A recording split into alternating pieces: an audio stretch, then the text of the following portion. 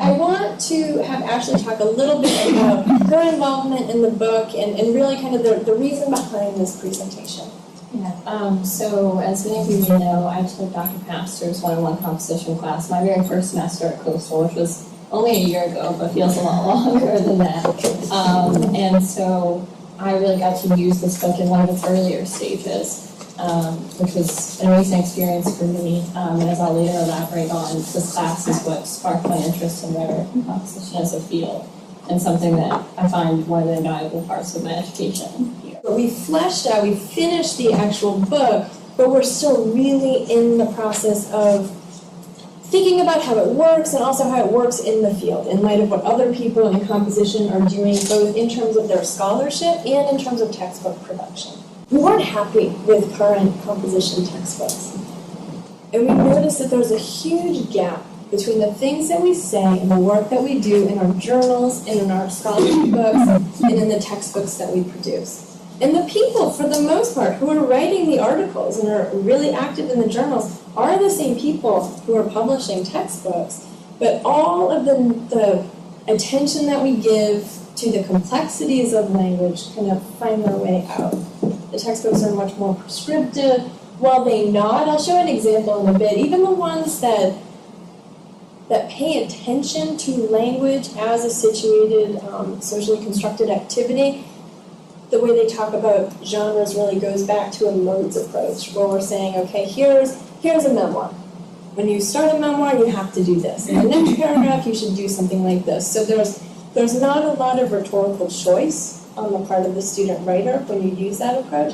So we wanted to do something to kind of really reposition the student. So we wanted to bridge theory and practice, and our focus was really to push against this common genre-based approach in textbooks, which I see a few people nodding their heads. That's kind of the approach to take at this point. We wanted to really use new literacy studies, which is a camp of research that focuses on the communities that use language and language as a socially situated response to situation. And we wanted to match that with rhetorical genre theory, which has this notion of genre as social action. So there are some overlaps, but we spent we have an article that's just about done that we're waiting to have a release date to kind of partner with the book, where we really tried to grapple to put those two schools of thought in conversation to craft a book that was really theoretically savvy, but also directly written to students to bring them into this discussion. So that's been our focus. We also wanted to foreground new literacies, as we assume that this shifting scape of language is informing everything we do, as composers, as writers, as readers. So that was our goal. And we hope to do this in a way that a publishing company would pick up on. It's been interesting to have a lot of conversations about marketing and about marketability and about adoption, where we don't want to have to think about those things, but over the years as we've had those conversations and thought about it, it's starting to seem more important. And where we are now, what we think we've done, now the book is completely composed, but we're still tinkering and revising a bit. What we think we've done is created an option in a textbook that presents kind of the current up-to-date thinking in the field of comp for people who are both teaching composition and taking it. What I mean by that is we think we've written this book so it works pretty well for two audiences, for teachers who teach the class and for the students who are taking it. A lot of people who teach comp don't have a lot of expertise in the field. So it's a nice way to kind of invite people into the conversations of what's happening, so we can push against an overemphasis on conventional aspects of writing and really get people involved in the inquiry that's central to thinking about language. I think there are two things that we want to maintain in the book. One is we want to present a clear idea of what it means to construct and teach a solid composition class. Anne Bartoff, who's a compositionist who's very interested in the productivity of chaos and drawing on chaos and giving yourself room to kind of get into that messiness of ideas and then make your way out of it. She talks about the fact that we constantly ask our students to think about design and composition in their own writing, but sometimes we don't think about it critically enough in our construction of comprehension pieces themselves. So she talks about the syllabus as this opportunity for composition. And we've thought about that carefully. How can we model best practices in terms of designing these sort of courses while also providing something that is familiar, that people can draw on in light of what they're already doing. So that's our current project. We have these 3 sections in each of the chapters: the exploring, the making connections, and the composing from new writing context. One thing I want to stress is that we're in conversation with people thinking and writing about writing in new literacies and new media throughout the book. What's neat about this is that as we get on to chapter 2, you'll see Ashley's essay takes the same position as Deborah Grant's does in this chapter. So when we open chapter 1, we talk a little bit about, we look at a sample Facebook page, and we do a quick analysis of the sorts of things happening there, and really try to take this discourse competence approach where we look at how sophisticated the kind of day-to-day literacy exchanges that we participate in are. So we look at that, we do a quick, careful analysis, then we go into the notion of social context, and we move a lot in the book between the local and the global, and the notion that you can look at one instance and trace out these larger social contexts in them. Then we move into chapter 2, and you can see this is the piece that has Ashley's text involved, and what we're trying to do in the exploring section is focus on storytelling and how storytelling is an academic mode. But we're talking about it in ways that show that students already know quite a bit about this. When we bring in Ashley's piece, we do this kind of step-by-step focus on her process to model how she developed ideas, how she revised her ideas, what she's actually doing in the complexity of this text. Then we include the text and work through the steps that invite students into this. So I'm going to invite Ashley to read. Whoosh. This was the noise that filled my ears and perhaps one of the most important moments of my childhood.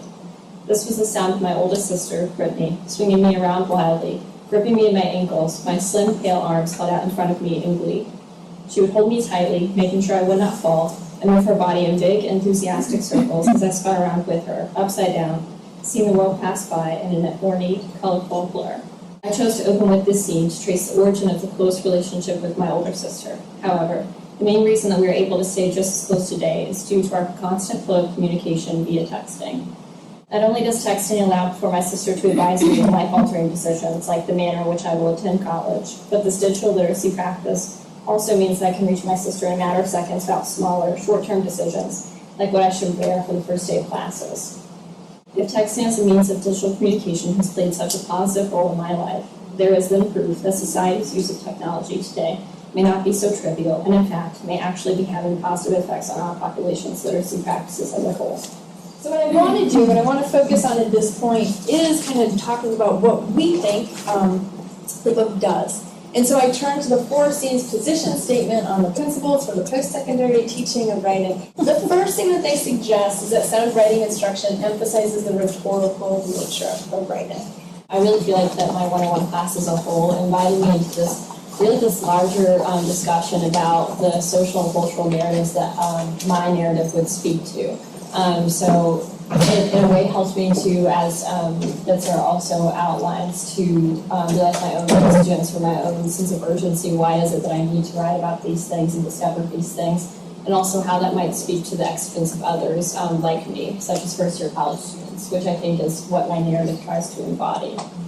The field also says that sound writing instruction considers the needs of real audiences. Again, this can be tricky when you're usually just writing for one professor whose goal is to grade your work.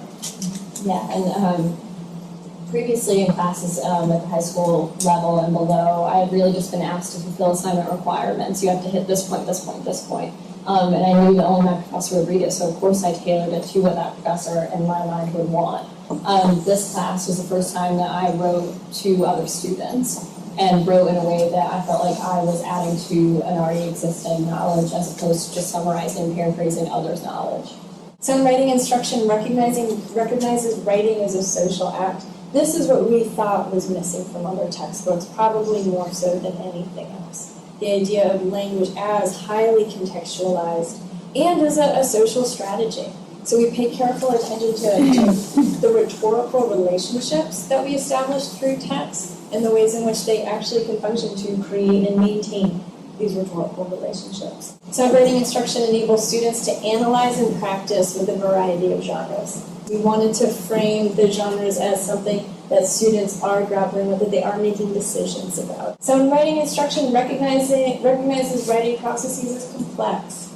Comp has been talking forever about the linear writing process model, and yet we still use so many images and so many graphs that suggest stage 1 is pre-writing, stage 2 is writing, stage 3 is rewriting, or some kind of form of that.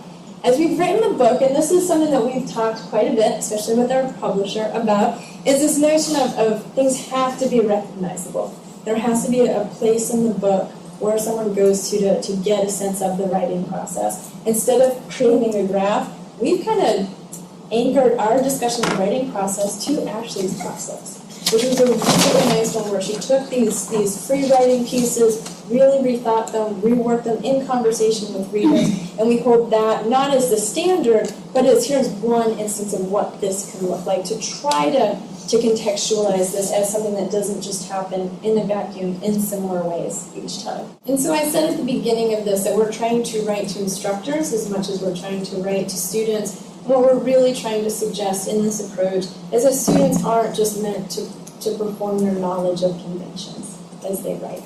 We're really interested in thinking about what it means to invite students to think about their writing in terms of what they're doing, how they're doing it, and why they're doing it, in the ways that can shape the work they do across campus.